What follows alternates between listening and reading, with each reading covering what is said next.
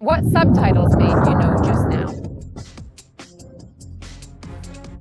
Dimatorzok.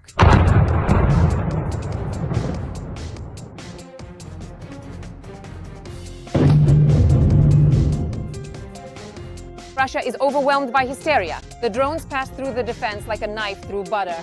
Night hell is back. Ukrainian steelbirds destroyed the heart of Putin's missile defense industry. The general staff confirmed the accurate hit. Moscow is in panic. A massive blow is expected before the new year. Alarm after alarm, the tension is rising. Ukrainian FPV drones are burning up Solntsepeki for pennies. Pokrovsk has become hell for the occupiers. The AFU are pressing the enemy at the front while drones and missiles strike in the rear. The Russian army is coming apart at the seams. I'll tell you all the details in a moment. Greetings. This is Ukraine Today. I'm Victoria Panchenko, and here are the latest events.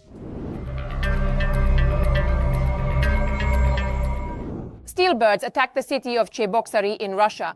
Explosions were heard in several districts and fires broke out over the territory of a radio electronics manufacturing plant. Local social media pages published videos of explosions and smoke over the city.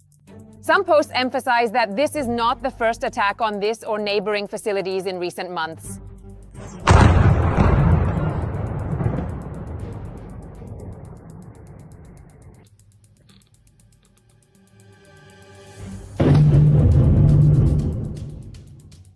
According to Russian and Ukrainian media, the strike targeted AO-DNIR Progress. The enterprise produces components vital for the Russian defense industry, including antenna modules and electronic warfare protection systems. Therefore, a strike on it could have strategic significance and impact the supply chains of the relevant components. The first explosions occurred around 2:40 a.m. As the attack approached, the roar of engines could be heard, followed by explosions and plumes of black smoke rising over the city. But most importantly, according to local residents, the plant itself was not hit. By the way, thanks for the detailed account of the strike drone's flight. So, basically, I'm waiting now, timing it.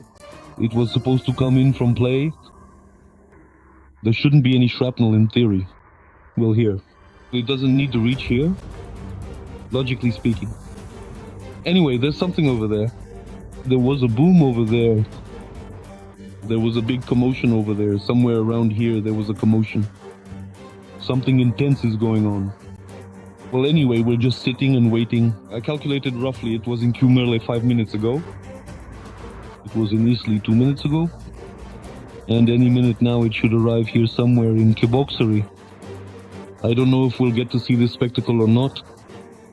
But I think that as long as it's not the brewery, but everything else.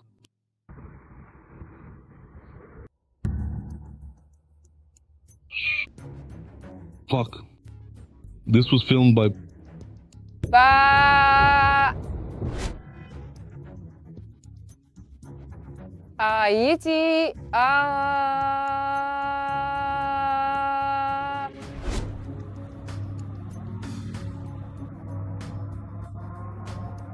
Let us get a little bit closer to each other, slowly, step by step, together. Closer! I don't see him. He's flying, see? Doesn't see.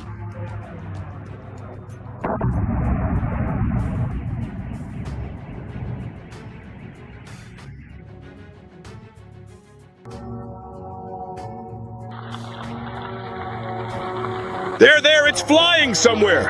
There, what?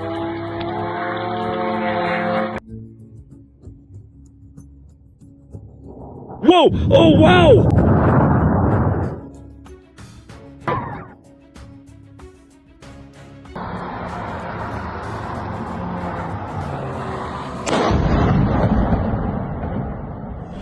The General Staff of the Armed Forces of Ukraine confirmed the strike on AO-DNIR Progress in Cheboksary.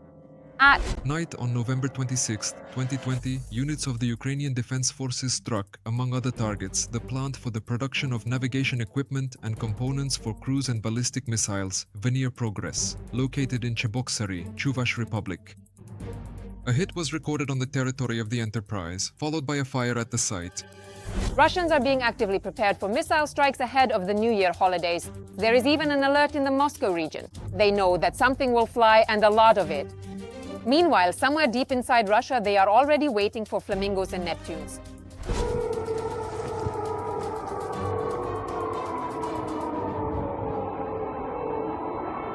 We're waiting for an arrival, God forbid.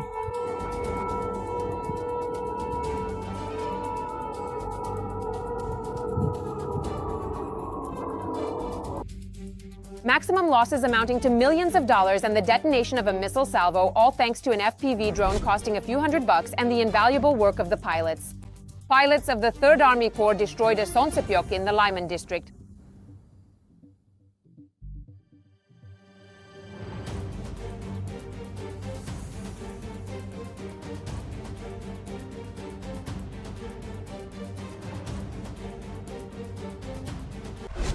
In turn, the Special Operations Forces and the Armed Forces of Ukraine, using long-range drones, destroyed a concentration point of Russian troops in Pokrovsk, who were preparing for further regrouping and advancement.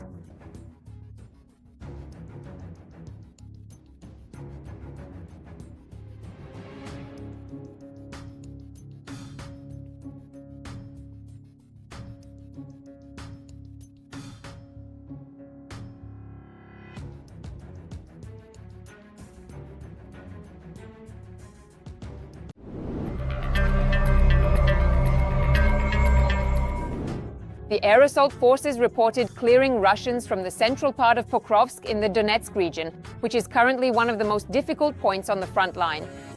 But that's far from all the bad news for the enemy. All the details are in our military review. There were attacks. Or what was it? Moscow and the region. Drones attacked the Shatura power plant in the Moscow region. Preliminary reports indicate that the power distribution unit of the district's main state power plant was on fire. It is this power plant that supplies the capital region of the Russian Federation with light and heat, according to the Russian publication Astra. The season of raids on Russia's strategic facilities continues. Friendly drones paid a mass visit to Kstovo in the Nizhny Novgorod region. The likely targets of the attack are named as the Lukoil refinery, Nizhnegorod Nefteorg Syntez, and the Sibur petrochemical plant in Kstovo. Ukrainian defenders are also successfully hunting the enemy in the Pokrovsk direction. During the attack by Ukrainian fighters on enemy positions, the adversary was either eliminated or taken prisoner. 3 wounded soldiers from an adjacent unit were also evacuated with the help of the NRK. Over the past week, more than 400 Russian occupiers have been eliminated directly in Pokrovsk itself. The Air Assault Forces reported on the clearing of the central part of Pokrovsk. The Russians were removed from the area around the railway station of the Pokrovsk Pedagogical College and Soborny Square. This made it possible to block the occupying army's attempts to amass forces there. In addition, search and strike operations are being carried out to eliminate small assault groups of Russian occupiers who have entrenched themselves in the urban areas of this settlement. The main fighting is taking place in the area of the apartment blocks, which are being held by Ukraine's defense forces. At the moment, the enemy is unsuccessfully trying to cross into the northern part of Pokrovsk via the railway and is suffering heavy losses. The occupiers were also blocked on another hot front, the Kupiansk direction. Currently, the supply of the occupying army's units in Kupiansk is being carried out using heavy drones. In addition, it was possible to completely block any further advance of the occupying forces toward the key railway station Kupiansk-Uzlovaya. And this is the strategic objective of the Russian occupiers in this direction. The coming months will be critical for Ukraine. This opinion was expressed by American military officials who visited Kiev last week. Moreover, the media report that Europe is preparing for a possible halt in US aid to Ukraine. At the time when this information appeared in Western media in 28 points of the so-called peace agreements, Ukrainian defense forces struck Russian territory using specifically American-made weapons. They were referring to ATAK-MS missiles. The tactical and technical specifications allow for a range of up to 300 kilometers to hit a target. Their use would have been impossible without the consent of the US military and political leadership. The US Special Representative to the UN stated categorically that if the Russian Federation does not come to the negotiating table, then the United States will significantly increase the overall scale of military technical assistance provided to Ukraine and will also impose additional so-called secondary economic sanctions. This time, these measures will specifically target the most important and strategic economic partners and key business allies of the Russian Federation, aiming to further isolate Russia economically and diplomatically. Meanwhile, Russia's presence in Europe itself has grown significantly. The UK Ministry of Defense reported the interception of a Russian warship and a tanker. According to the British Military Department, over the past 2 years, the number of Russian ships passing near British waters has increased by 30%.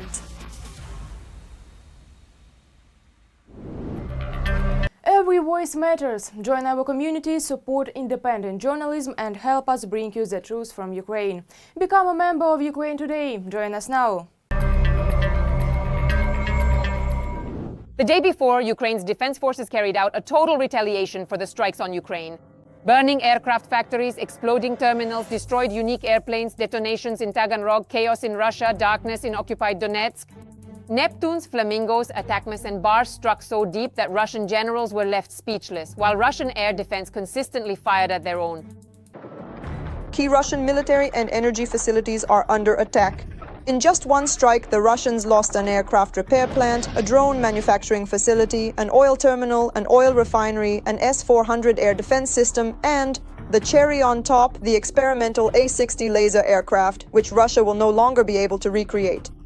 It's blazing so fiercely, God forbid, the glow looks like it's from a nuclear explosion.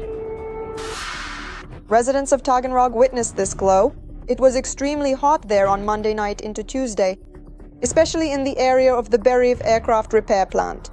The enterprise specializes in the development, serial production, modernization, and repair of amphibious aircraft and special-purpose aviation complexes, in particular the A-50 long-range radar detection and control aircraft. The aviation plant also carries out major repairs of Russian aircraft and upgrades of the Tu-95 MSM strategic missile-carrying bombers. Next to the enterprise is the main testing base of this plant, the Taganrog Yuzhny military airfield. Rare examples of Russian aviation equipment are stored at this location. Yes, an aircraft.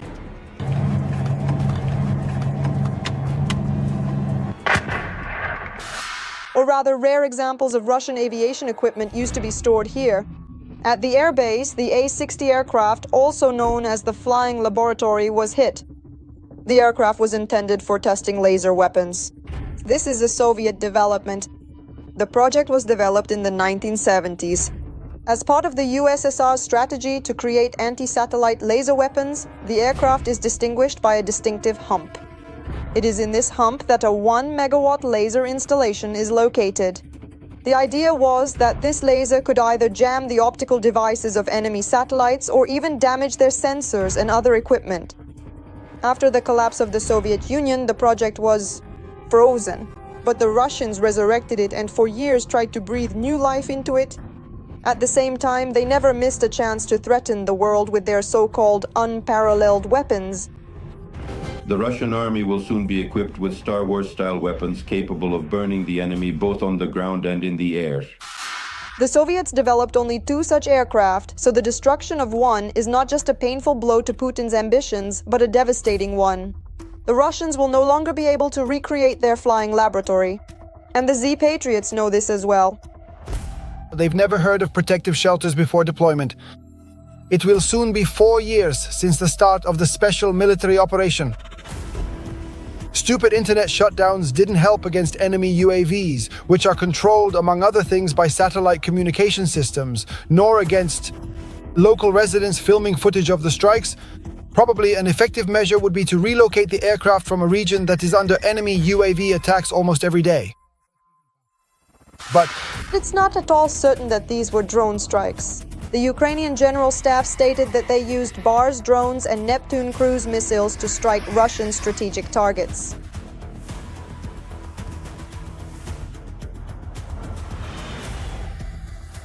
whoa! Now that was absolutely something. Damn, seriously, that was just incredible, unbelievable. During the strike on Taganrog, the Molnya UAV manufacturing facility by Land Aero was also hit. Fires have been reported at the site according to the military. But it wasn't just Taganrog. Explosions were also widely heard in the Krasnodar region. The strikes targeted the Sheskari's oil terminal in Novorossiysk and the Tuapse oil refinery.